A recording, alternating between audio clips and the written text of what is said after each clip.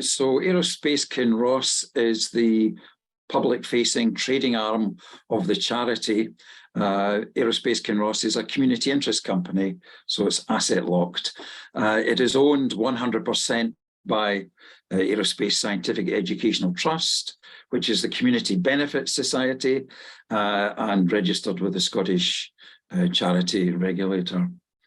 So our plans are, as we've alluded already, to create a discovery centre themed on flight and space exploration. Our expectation is that in the early years, our visitor attraction will pull in 50,000 family visits and 10,000 school visits per annum. When I say school visits, I mean pupils.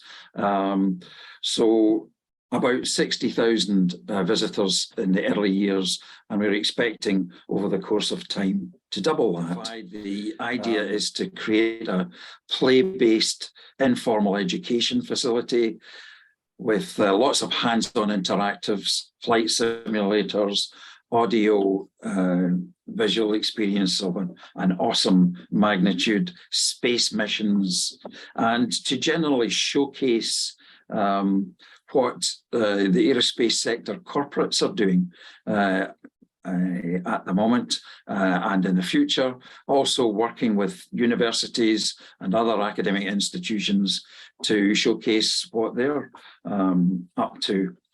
And finally, we would like to shine a light on some of the amazing humanitarian aviation-linked charities that are engaged in this aerospace sector.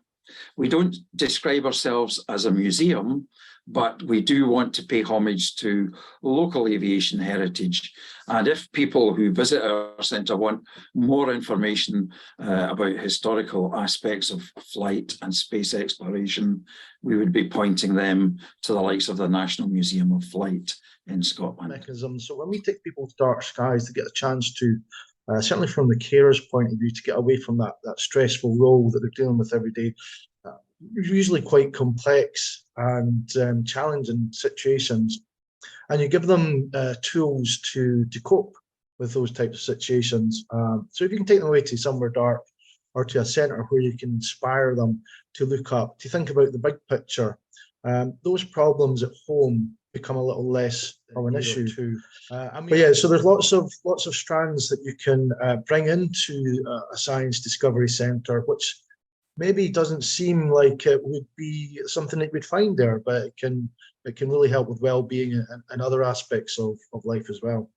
For example, pretty much everything we know about climate change, or certainly all the recent data that we've gathered, is from Earth-facing satellites. We wouldn't know half of the issues with the environment if it wasn't for these type of satellites. So there's a real need for that message to get across. I know you see a rocket take off and you think, carbon footprint and everything that's been launched there, but without all this new technology in low Earth orbit, we wouldn't have half of the information that we need. So I've got some sort of quotes from schools that took part in the challenge that I thought I could share, just to give you a flavour of the kind of stuff they got up to. So one school had said they had no real knowledge of the aviation industry beforehand, so everything they did was a learning opportunity. They learned about famous people in aviation, how to fly the drones. There was lots of teamwork and creativity. The levels of fun, engagement and excitement and achievement was obvious. It turned into a whole school STEM community event. They invited parents in, they involved the younger classes. And a lovely quote here: "Our whole school community came together with a sense of achievement. When hurdles occurred, the children worked together to communicate and develop their resilience. Their exploration, testing and demonstrations created a scaffold of learning, laughter and supports the school vision." So the Tay-Cities Deal Award is 1.6 million, and it is scheduled for disbursement to us at the end of the deal period. This is a 10-year regional economic development deal. It's a £300 million deal, and ours is a small crumb off that table. So we've been awarded 1.6 million, but our award is not going to be dispersed until the end of the deal. So it'll come to us in the years 20, 28, 29, 30. And therefore, this bond issue allows us to accelerate things by effectively getting going now, on the understanding that when that T-Cities deal money comes through, it'll be there to repay the bond. But yeah, I think ultimately the planetarium will be the big showcase. We are also in talks with the Challenger Centres at the moment. So we've been chatting to those guys about potentially having almost like an escape room type experience for children and adults, I would assume.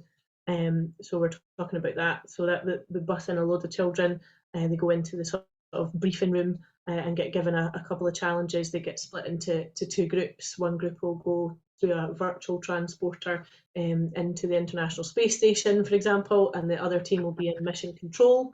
So it's all about the children communicating with each other and doing all sorts of amazing things, you know, presenters throwing problems at them and having them think on the spot and problem solve while they're there. But other than that, obviously we'll be looking to, if we secure that site, explore the heritage of that. There's a huge satellite dish inside the golf ball itself, so it'll be great to kind of, you know, celebrate that and talk about the history of it. But then the content, we also want to liaise with a lot of local kids and panels, and, you know, get feedback from young people themselves rather than us thinking, oh, this will be great. But, you know, we want to involve a lot of focus groups and get the local community to help us decide on that kind of final content that's really going to excite them. And we also, just to emphasise, the offer closes on the 31st of March, and part of the reason for that is the social investment tax relief scheme falls away at the end of the month of March, or the end of the financial year, end of the tax year. And that 30% tax relief is obviously very attractive to eligible investors. We've closed the offer at the end of March to allow time for investors to have invested and the funds to have arrived in our bank account. The funds must be in our bank account before the 5th of April for this scheme to qualify for social investment tax relief. So the call to action is please, please, please help us to deliver this vision that we have.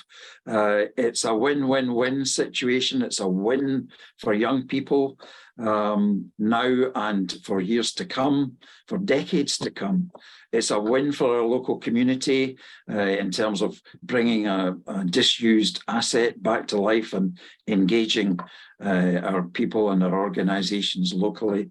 And it's a win for the investors as well, because it's a great offer, and why would you refuse it?